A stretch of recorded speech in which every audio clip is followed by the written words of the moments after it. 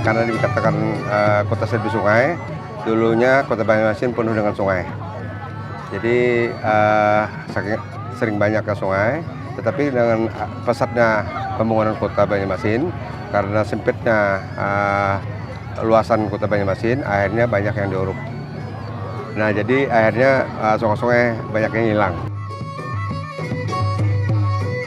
The government of Indonesia has expressed a very strong commitment on reducing greenhouse gas emissions, climate change, unsustainable ways of life. And this will only be possible if we involve people. And that involves awareness raising on the issues of climate change, of greenhouse gas emissions, of unsustainable ways of life. And that is why the UNESCO office in Jakarta has started a pilot on green schools in Indonesia, where it addresses the issues of climate change and environmental management via climate change education. Banjarmasin is one of Indonesia's most vulnerable cities to climate change. This is because the city's swamps, islands, and the canals are at risk of flooding caused by deforestation and the rising tides that have resulted from global warming. This will have a serious implication for the livelihood of many people in the city who live and work on the river system. Program ini jadi sangat berperan dalam pembangunan kapasitas guru dalam rangka untuk pendidikan perubahan iklim. Nah, termasuk juga untuk pembangunan yang berkelanjutan.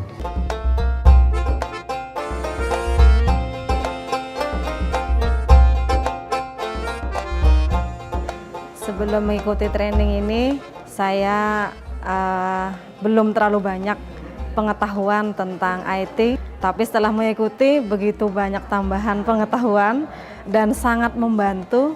Apakah saya mengajarkan ilmu saya karena saya mengajar biologi yang berkaitan sekali dengan tema Green School untuk biodiversity, maupun mengajar dalam membimbing anak untuk kegiatan Green School. Untuk permasalahan lingkungan yang kita bahas, apa yang kita diskusikan di sini adalah mengenai permasalahan-permasalahan yang ada di sekolah masing-masing. Dengan begitu, kita juga bisa sharing solusi bagaimana menciptakan lingkungan yang dapat mengubah perilaku atau budaya yang buruk yang masih banyak berada di masyarakat.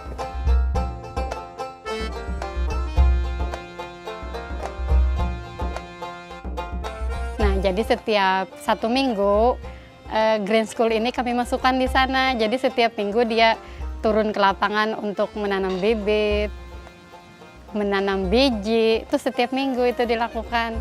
Jadi di sini kami ingin memberikan kesadaran, memberikan pengertian kepada anak bagaimana menanam, merawat, karena peranan tumbuhan yang begitu pentingnya tadi begitu bagi kehidupan kita. Kalau saya dulu tidak tahu bagaimana menanamnya, cara pembibitannya, dulu itu dianggap remeh, sekarang sudah bisa menikmati hasilnya.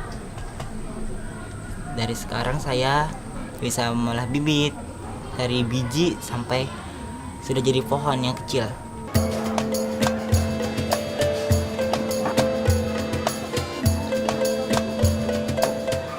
Kegiatan utama memang dari proyek untuk sekolah SMK Negeri 3 ini adalah pembuatan pupuk organik dengan menggunakan jamur trichoderma. Jadi nanti pupuknya itu dinamakan dengan trikokompos. Nah, itu yang membedakan pupuk-pupuk organik yang pernah dibikin dari sekolah-sekolah yang lain dengan sekolah kita.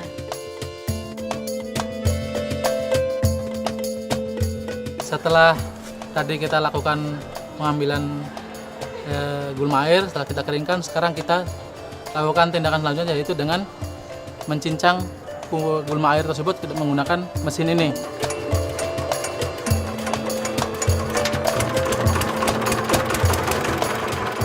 saya paling suka saat membuat pupuk karena kita bisa memanfaatkan hal-hal yang dianggap sebelah mata menjadi sesuatu yang sangat berharga dan bernilai. Bahkan dengan pupuk itu kita bisa menjual dan bisa membantu perekonomian keluarga.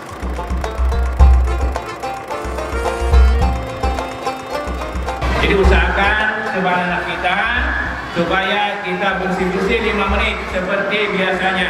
Setelah kegiatan Green School ini berjalan, kemudian sampah mulai berkurang, di mana anak didik kita sudah diajarkan untuk tidak menghasilkan sampah terlalu banyak, dan mereka sudah diajarkan untuk memilah-milah sampah, sehingga sampah itu dihasilkan setiap hari tidak begitu banyak, dan akhirnya paman sampah hanya datang setiap 2 hari sekali. Siswa Green School juga mengajarkan ilmu yang mereka dapatkan itu dibagikan kepada siswa yang non-Green School, sehingga mereka bisa mengetahui memilah sampah, memanfaatkan sampah, sampai akhirnya membuat keterampilan, dan ternyata sampah itu bisa menghasilkan dalam bentuk uang, dalam bentuk hal yang bermanfaat begitu.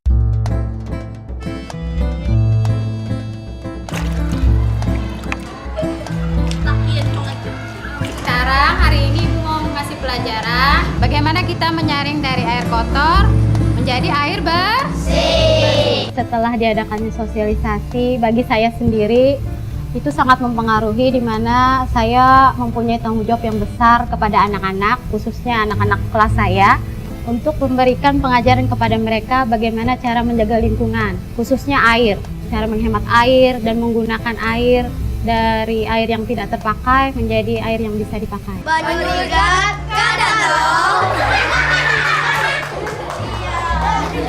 Anak-anak, kita akan melihat contoh benda yang menghasilkan energi tenaga surya.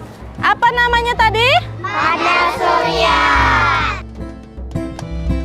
Karena kami di energi, grup energi, jadi kami diberi itu solar system, pembangkit tenaga surya dan angin. Dalam energi itu ada 4 kelompok, jadi kami masing-masing dapat 1 peralatan itu. Jadi HOECA dan UNESCO memberikan ke sekolah kami 1 peralatan untuk penghematan energi listrik. Ketika program hemat energi belum didengungkan, dengan perbandingan program hemat energi sudah didengungkan, ada perbedaan pemakaian energi. Kita harapkan ini adanya penghematan yang lebih nyata begitu. Yang belajar itu tentunya diawali dengan lebih awal adalah guru-guru, dan ini dilatih oleh pihak UNESCO dan HOECA. 3 orang guru yang dilatih begitu, kemudian ini diaplikasikan ke sekolah. Sasarannya tentu saja terutama kepada anak-anak, dan juga kita melibatkan orang tua anak-anak. Teman-teman di rumah, matikan listrik kalau tidak sudah terpakai.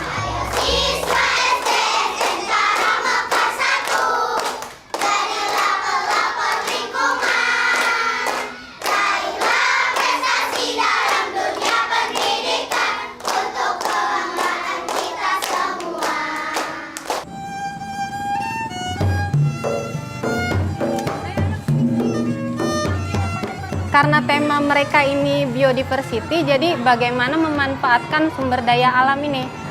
Biodiversity dari keanekaragaman hayati, kalau merenteng kambang itu keanekaragaman bunga yang bisa menghasilkan uang. Kalau eceng gondok ini kan tanaman yang banyak sekali terdapat di rawa, yang kebanyakan itu tidak bisa dimanfaatkan kalau orang-orang sini.